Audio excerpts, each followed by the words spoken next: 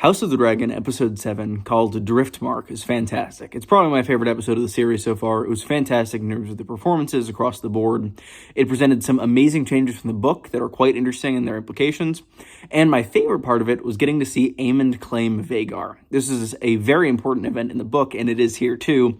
And we really get to look very deep into the process of a person claiming a dragon and the mystical elements that entails. We see throughout the episode Aemond beginning to forge this bond, as we can see Vhagar calling out to him and no one else seems to hear it. Today I'm going to look into that bond and why exactly it is that Vhagar chose Aemond as her new rider, as I think there is quite a bit to the reason why this happened. If you enjoy this video, be sure to subscribe. I'm trying to hit 1,000 subscribers by the time this season of House of the Dragon ends. I'd really appreciate your support. And also like, and if you want to comment, let me know what you think of Aemond and of his actions this episode. I'd love to hear it as well, because he has been portrayed a bit more sympathetically than he did in the books, at least prior to getting the dragon, though he did have a bit of a heel turn afterwards.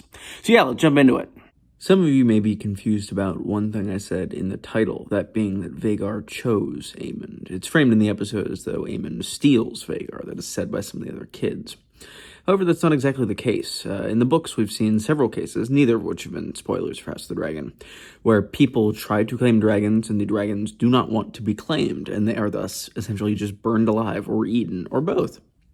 There have been a fair few examples, but one in particular comes from the 5th book in the main series, A Dance with Dragons. One character named Quentyn Martell, not Quinn, that's my name, but Quentyn, is sent on a mission from his father, Doran Martell, who's in the show, to court Daenerys and hopefully win her hand in marriage and secure an alliance. He fails, however, because Dany's gone from Meereen by the time he really wants to make a move, and in order to kind of prove himself to her, as she had kind of rejected his initial proposal, he decides to claim one of her dragons. He sneaks into the dragon pit in a title entitled The Dragon Tamer, and is unfortunately burned alive for doing so. So slight spoiler for Dance with Dragons there, but we already passed that in the show, and it doesn't have anything to do with House of the Dragon, so that should be pretty fine, spoilers-wise. But yeah, no, that entire point of that is that the dragons themselves, they're often thought of as weapons, as living, breathing, like nukes, essentially. But they are living and breathing. They do have free will, and they do have the ability to choose who their rider is, because Aemond is a 10-year-old at this point. He could just be flung from Vhagar's back at any given point and just be killed immediately. Or Vhagar could eat him. That's very simple. So why do I think Aemond is special? Why do I think that Vhagar chose Aemond? I think it's pretty simple, actually. There's a pattern in Vhagar's past riders, and that is bravery and courage. That is the main thing that binds them all together.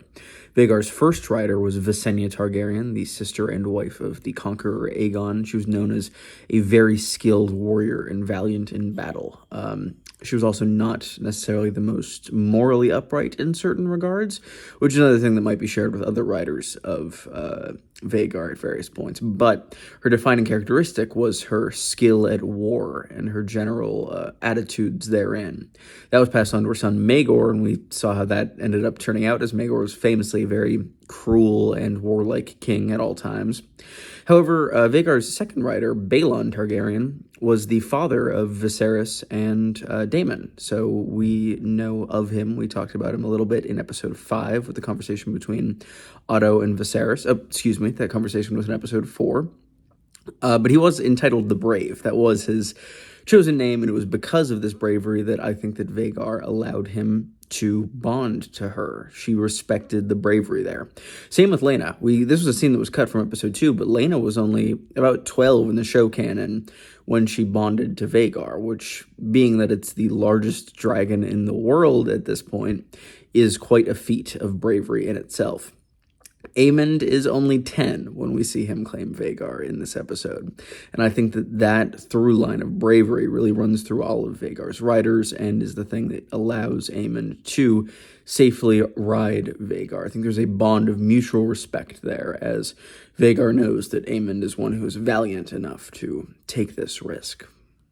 There's also another parallel I like to draw between Aemond and the first writer of Vhagar, that being Visenya Targaryen, one of the original queens of Westeros. I think that they both have a similarity in that throughout these two episodes, we've seen Aemond pretty much cast as the least favorite of both of his parents, or at least the one that gets the least attention, other than maybe Daeron, because he's currently not here and won't be cast until season 2. But he's just kind of an outcast and kind of different than his siblings at this point, as Aegon is obviously the favorite, at least of Alicent, in order to hopefully gain the throne. And Viserys seems to generally prefer Rhaenyra and his grandkids from her at all times. And even still, Alicent and Helena have a bond just from being mother and daughter. Aemond is kind of the odd man out there. Visenya was also kind of the odd man out.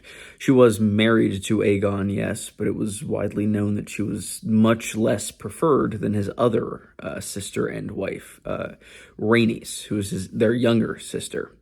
She was the least favored in this situation, similarly to how Aegon is in this. And I think that could lead to further sympathy between Vhagar and Aemond, or at least it could enhance their likelihood to create that spiritual bond that Dragon Rider and Dragon have.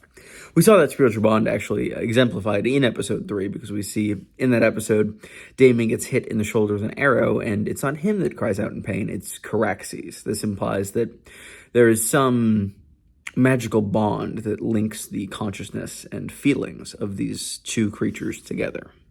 In a number of ways, Aemond actually reminds me of his mother, Alicent. I think the two are very parallel in how they've been structured in the show.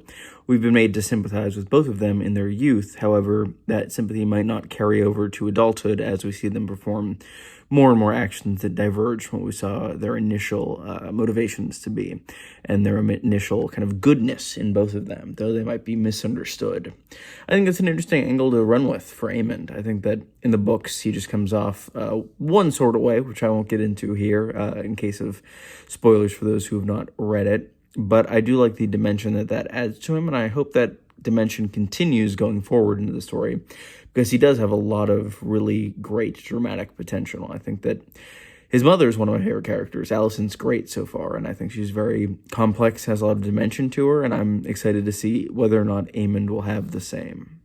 I will also throw in here, with my trend of talking about Alicent's kids after episodes with Helena last week and Aemond this week, Helena also spouted another prophecy this week, this time foretelling the titles of blacks and greens before they were even coined in universe, which is quite cool. It shows that she is very much in touch with this sort of thing, and this was not just a one-off. As last episode, she said that Aemond would have to close an eye to claim Vhagar, which we see he did. Overall, Vhagar joining the Greens and joining Aemond is a massive shift of power for this coming conflict, and it could have great implications for what's to come. If you enjoyed this video and this analysis, be sure to leave a like and subscribe. I'd really appreciate it. It helps grow the channel, and I love making videos about this stuff.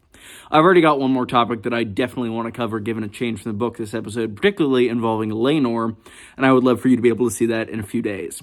So yeah, thank you all for joining me, and have a nice night.